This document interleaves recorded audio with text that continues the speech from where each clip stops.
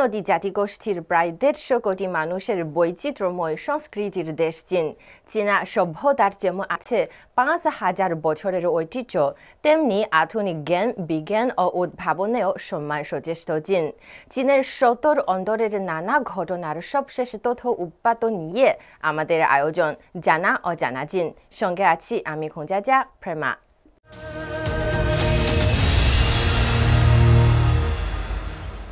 কিছুদিন আগে সেনজৌ 19 মিশনে চীনের মহাকাশ স্টেশনে গেলেন 3 চীনা নভোচারী। মহাকাশের ওজনহীন পরিবেশে নভোচারীদের কাটাতে হয় দীর্ঘ সময়। এই সময় গবেষণার পাশাপাশি নভোচারীদের করতে হয় আরও অনেক চ্যালেঞ্জিং কাজ, যার জন্য দরকার কঠিন প্রশিক্ষণ। আর চীনা নভোচারীদের প্রশিক্ষণের জন্য চাঁদ ও মঙ্গল গ্রহের মতো করে তৈরি করা হয়েছে বিশেষ একটি সিমুলেশন ব্যবস্থা। বিস্তারিত থাকছে শুভ আনোয়ারের প্রতিবেদন।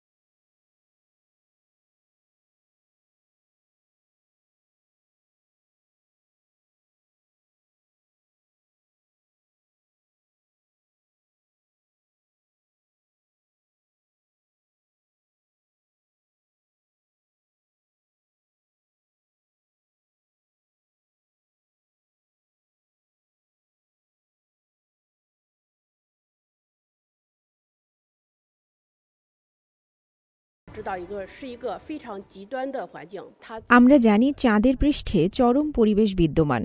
এর সবচেয়ে স্বতন্ত্র বৈশিষ্ট্য হল চার্জযুক্ত চন্দ্র ধূলিকণা এবং এর গতিশীল স্থানান্তর। চাঁদের পুরো সূর্যালোকিত দিকটি ধনাত্মক চার্জযুক্ত এবং অন্ধকার দিকটি ঋণাত্মক চার্জযুক্ত। চার্জযুক্ত ধূলিকণা এই ধনাত্মক এবং ঋণাত্মক বৈদ্যুতিক ক্ষেত্রের প্রভাবে স্থানান্তরিত হয়। এটি চন্দ্র অনুসন্ধান প্রকল্পের উপর ব্যাপক প্রভাব ফেলে। এটি লেন্স, সৌর প্যানেলের পৃষ্ঠতল এবং স্পেস স্যুটের মতো গুরুত্বপূর্ণ জিনিসগুলোকে দূষিত করতে পারে। আমরা প্রথমে চাঁদের ধূলিকণা কক্ষ ব্যবহার করে মাটিতে একটি শূন্যতা এবং নিম্ন তাপমাত্রার পরিবেশ তৈরি করি। এছাড়া আমরা বিভিন্ন ধরনের গবেষণা কার্যক্রম পরিচালনা করি।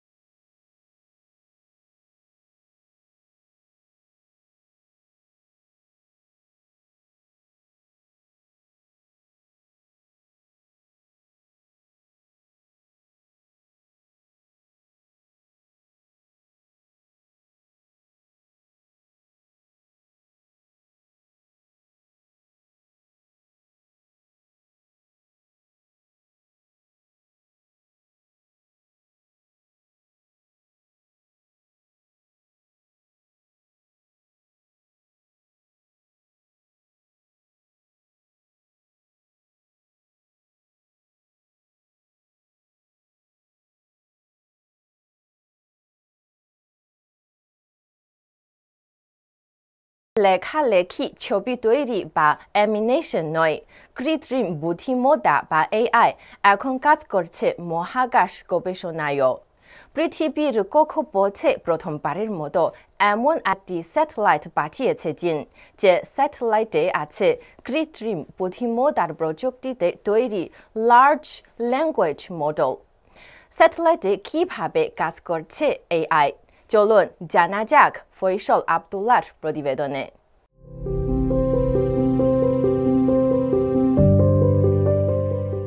কক্ষপথে থাকা স্যাটেলাইটের কাজ হল পৃথিবীর গ্রাউন্ড স্টেশনে তথ্য পাঠানো। এক একটি স্যাটেলাইটের কাজ এক এক রকম। কোনোটি ছবি তোলে, আবহাওয়ার তথ্য সংগ্রহ করে, আবার কোনোটি পাঠায় রেডিও সংকেত। এসব তথ্যের ওপর ভিত্তি করে গ্রাউন্ড স্টেশন থেকেও নির্দেশনা পাঠাতে হয় স্যাটেলাইটে। কিন্তু এবার কক্ষপথে প্রথমবারের মতো ঘুরতে শুরু করেছে চীনের তৈরি কৃত্রিম বুদ্ধিমত্তা সম্পন্ন স্যাটেলাইট, যা নিজে থেকেই নানা ধরনের তথ্য সংগ্রহ ও প্রক্রিয়াকরণ করে পাঠাবে পৃথিবীতে।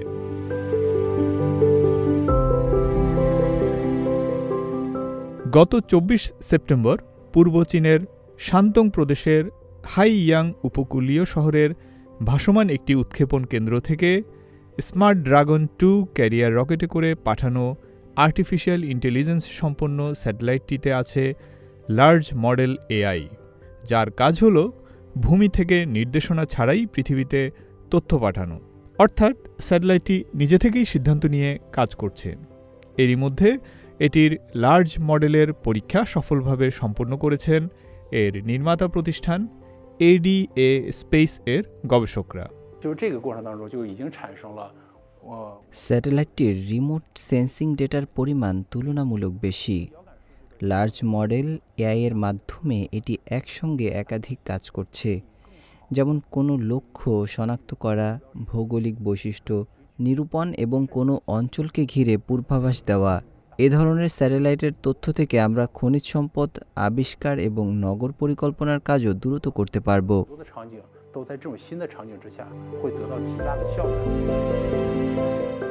এর আগে এমন এআই স্যাটেলাইট পাঠানো হয়নি কক্ষপথে, তাই স্যাটেলাইটটি যেন ঠিকঠাক কাজ করে সেটা নিশ্চিত করা একটি বড় চ্যালেঞ্জ ছিল ADA স্পেসের গবেষকদের জন্য।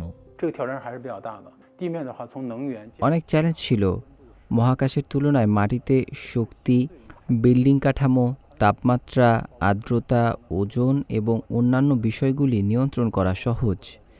স্যাটেলাইটটির জন্য উপযুক্ত বোর্ড, মাইক্রোচিপ, ইউনিট ইন্টারফেস এবং প্রোটোকল সংযোজন করার কাজগুলো প্রযুক্তিগত দিক দিয়ে বেশ চ্যালেঞ্জিং ছিল।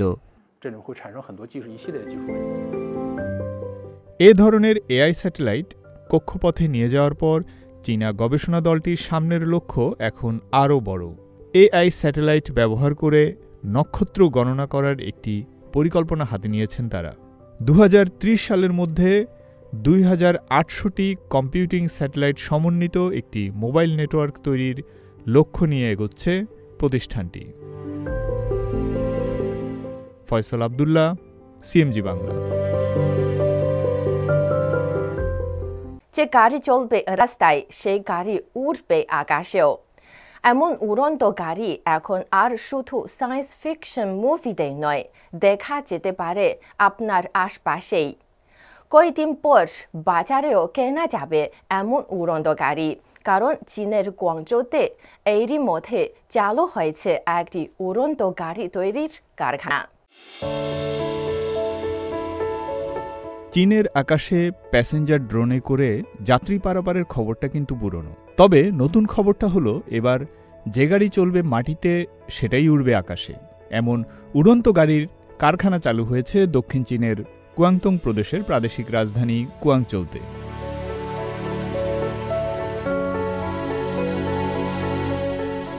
চীনের নামকরা বৈদ্যুতিক গাড়ি নির্মাতা এক্সপেং কোম্পানিরই আরেকটি কারখানা চালু হলো এক্সপেং অ্যারোট নামে।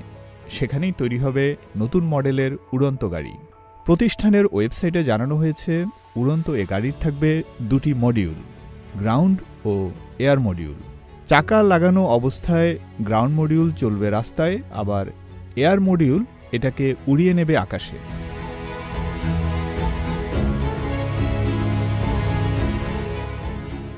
এক্সপেংয়ের নতুন কারখানাটি হবে 1,80,000 বর্গমিটার এলাকা জুড়ে। কোম্পানি জানিয়েছে ল্যান্ড এয়ারক্রাফট ক্যারিয়ার নামের উড়ন্ত গাড়ির জন্য শুধু এয়ার মডিউল তৈরি হবে এখানে। বছরে 10,000 ইউনিট মডিউল উৎপাদনের কথা মাথায় রেখেই চলছে কারখানাটির নির্মাণ কাজ। কাজ শেষ হওয়ার পর এই কারখানায় বেশ কিছু বৈশিষ্ট্য যুক্ত হবে। প্রথমত, এই মডিউলের খরচটা নিয়ন্ত্রণ করা যাবে। দ্বিতীয়ত, এর দক্ষতা বাড়ানো যাবে এবং উৎপাদনের ধারাবাহিকতা বজায় থাকবে, অর্থাৎ আমরা সবচেয়ে সাশ্রয়ী মূল্যে গ্রাহককে পণ্য সরবরাহ করতে পারব।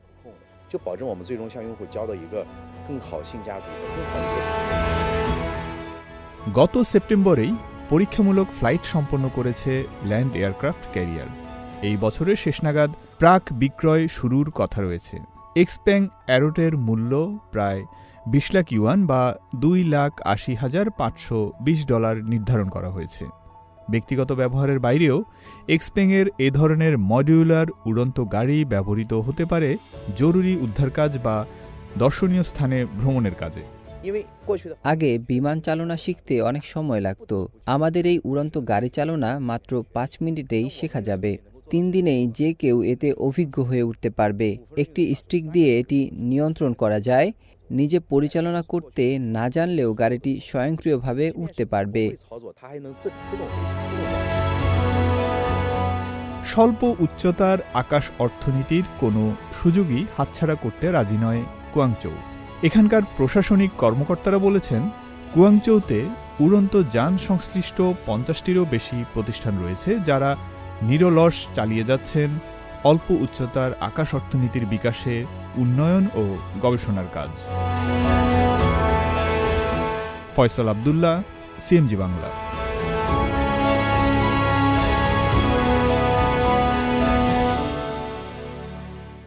আরও খবর নিয়ে ফিরছি একটা ছোট্ট বিরতির পর। আমাদের সঙ্গেই থাকুন।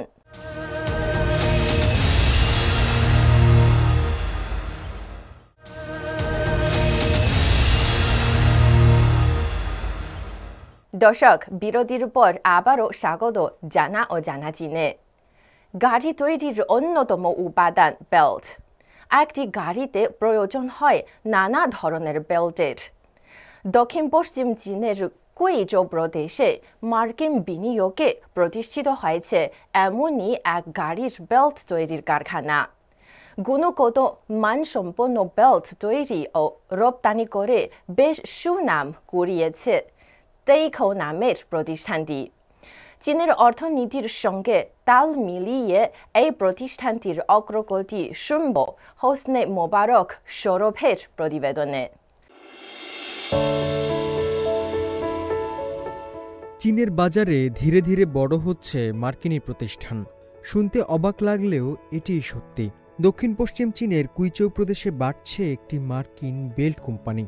দেশটির উদ্ভাবন সক্ষমতা এবং স্থিতিশীল ব্যবসায়িক পরিবেশের কারণে ধীরে ধীরে কোম্পানিটি বড় করছে তাদের পরিসর। বিশ্বব্যাপী আমেরিকান যন্ত্রাংশ সরবরাহকারী এবং মোটরগাড়ি সংক্রান্ত প্রয়োজনীয় ইঞ্জিন ড্রাইভ সিস্টেম নির্মাতা প্রতিষ্ঠান তাইকো 2011 সালে চীনের কুইচৌ প্রদেশের কুইয়াং শহরে স্থাপন করে গাড়ির বেল্ট উৎপাদন কারখানা। 2015 সালে ব্যয় সাশ্রয়ী বেল্ট প্রবর্তনের ফলে কোম্পানিটি তার বাজার উত্তর এবং দক্ষিণ আমেরিকায় প্রসারিত করতে সক্ষম হয়। বছরে 3 লক্ষ বেল্ট উৎপাদন গিয়ে দাঁড়ায় 60 লক্ষতে। 2020 সালে ইউরোপ এবং উত্তর আমেরিকার বাজারে চাহিদা বাড়ার কারণে কোম্পানিটির বার্ষিক উৎপাদন গিয়ে দাঁড়ায় 90 লক্ষতে। দীর্ঘ 13 বছরের প্রচেষ্টায় তাইকো পরিণত হয়েছে গাড়ির বেল্ট উৎপাদনের একটি অন্যতম প্রতিষ্ঠানে। এখানকার 2টি প্ল্যান্টে মোট 7টি বেল্ট তৈরির লাইন রয়েছে। মাসে তৈরি হচ্ছে প্রায় 8.5 লাখ বেল্ট। কাঁচামালের জন্য এই ওজন পরিমাপের যন্ত্রগুলো স্বয়ংক্রিয়ভাবে ত্রুটি প্রতিরোধ এবং তথ্য সংগ্রহ করতে পারে। এটি চীনে নির্মিত।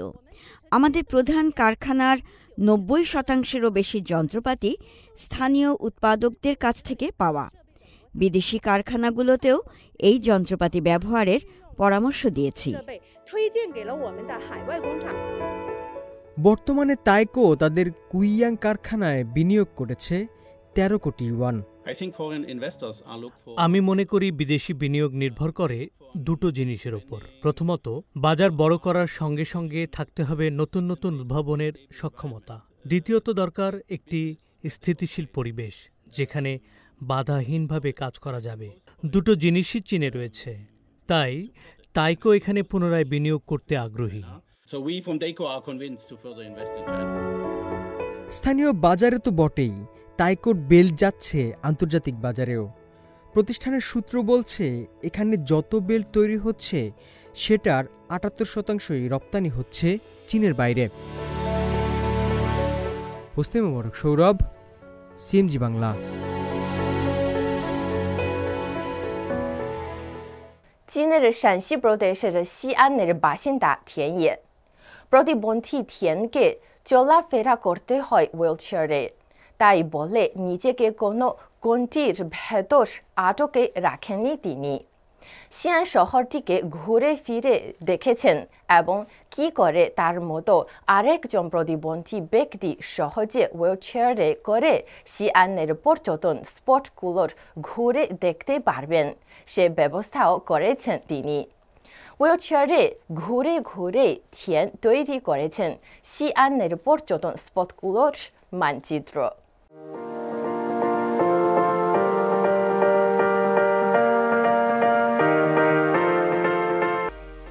ঘুরে বেড়াতে ভালোবাসেন হুইল চেয়ার আরোহী থিয়ানিয়ে। ৩৭ বছর বয়সী এই ভ্রমণ পিপাসু চীনের শায়ানশি প্রদেশের সিয়ানের বাসিন্দা। ঘুরে বেড়ানোর প্রবল ইচ্ছা থেকে নিজ শহরের প্রায় প্রতিটি পর্যটন গন্তব্যে ঘুরেছেন তিনি। তাই তো গোটা শহর এখন তার নখদর্পণে। থিয়ানের জন্ম ও বেড়ে ওঠা এই সিয়ান শহরেই। ২০০৪ সালে মাত্র ১৭ বছর বয়সে সড়ক দুর্ঘটনায় পা হারান তিনি। এরপর থেকে হুইল চেয়ার হয়ে ওঠে নিত্যদিনের সঙ্গী। বাকিটা সময় হাসি আনন্দে কাটানোর ইচ্ছা থেকে ঘুরতে শুরু করেন নিজ শহরের বিভিন্ন দর্শনীয় স্থানে। উত্তর পশ্চিম চীনের ঘুরে বেড়ানোর জন্য আদর্শ পর্যটন গন্তব্য হিসেবে ভাবা হয় এই সিয়ান শহরকে। তাই তো প্রতি বছরই হাজার হাজার পর্যটকের দেখা পায় এই শহর। এই পর্যটকদের মধ্যে যেমন শিশু, নারী, বৃদ্ধ আছেন, ঠিক তেমনি আছেন প্রতিবন্ধী। আর এই প্রতিবন্ধীদের জন্য সিয়ান ভ্রমণ সহজ করে দিয়েছেন থিয়ানিয়ে। প্রতিবন্ধী পর্যটকের জন্য থিয়ান একটি মানচিত্র এঁকেছেন, যে মানচিত্রে স্থান পেয়েছে বিভিন্ন দর্শনীয় স্থানে যাওয়ার সহজ পথ। তাই এই উদ্যোগের মাধ্যমে আরও বেশি প্রতিবন্ধী ঘুরতে আসছেন এই শহরে। এই মানচিত্র আঁকার শুরু ২০১৯ সালে। শুরুতে থিয়ান ও তার বন্ধুরা এই শহরের মূল নগর এলাকায় প্রবেশের জন্য একটি মানচিত্র আঁকেন। এরপর দেখতে পান তার এই মানচিত্র প্রতিবন্ধীদের যাতায়াতকে আরও সহজ করে দিয়েছে। এরপর শুরু করেন শহরটির বিভিন্ন দর্শনীয় স্থান ঘোরা। থিয়ান ও তার বন্ধুরা ৩ মাসে শহরের ৫৯৭ বর্গ কিলোমিটার এলাকা ঘুরে বেড়ান। শুরুতে নিজেরা ঘুরে দেখেন তাদের জন্য কতটা প্রতিবন্ধকতার হয় এই ঘুরে বেড়ানো। এরপর শুরু করেন বিভিন্ন স্থানের মানচিত্র আঁকা, পাশাপাশি নিজের ঘুরে বেড়ানোর ভিডিও ধারণ করেন। তার আঁকা মানচিত্র ও ভিডিও দেখে আরও অনেক প্রতিবন্ধী পর্যটক আকৃষ্ট হয় এই শহর ঘুরতে। আমরা ঘুরে ঘুরে ৫,০০০টিরও বেশি ছবি তুলেছিলাম এবং ১,৩০০টিরও বেশি সমস্যা খুঁজে পাই। এই মানচিত্রে ব্যবহার করা হয়েছে হলুদ, লাল এবং নীল রং। এক এক রঙের কোডে এক এক সমস্যা ব্যাখ্যা রয়েছে। আমরা এই মানচিত্রটি সংশ্লিষ্ট কর্তৃপক্ষকে জমা দিয়েছিলাম। এর মাধ্যমে এই শহরের অনেক রাস্তা উন্নত হয়েছে।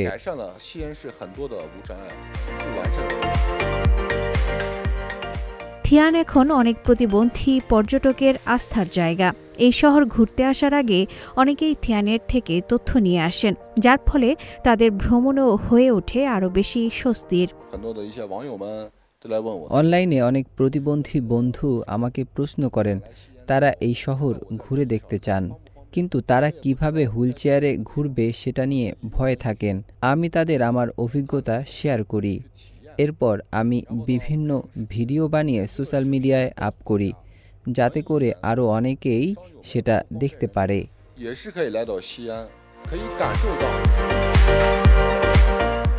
থিয়ান ইয়েকে এই পর্যন্ত আসতে নিজের সাথে লড়াই করতে হয়েছে।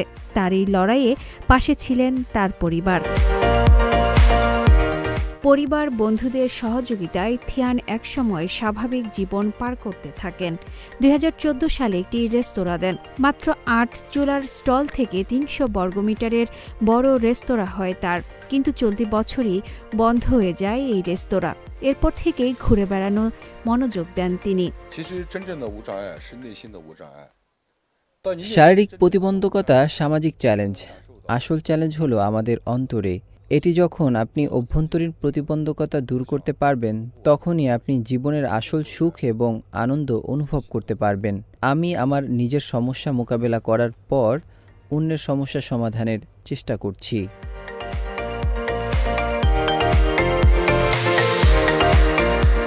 প্রবল ইচ্ছাশক্তি ও মানসিক শক্তি পারে যে কাউকে তার গন্তব্যে পৌঁছে দিতে।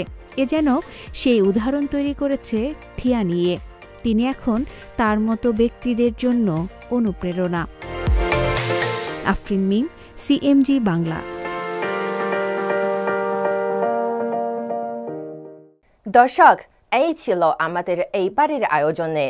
টেলিভিশনের পাশাপাশি সামাজিক যোগাযোগ মাধ্যমে অনুষ্ঠানটি দেখতে ভিজিট করুন facebook.com/CMG বাংলা এবং ইউটিউব চ্যানেল CMG বাংলায়।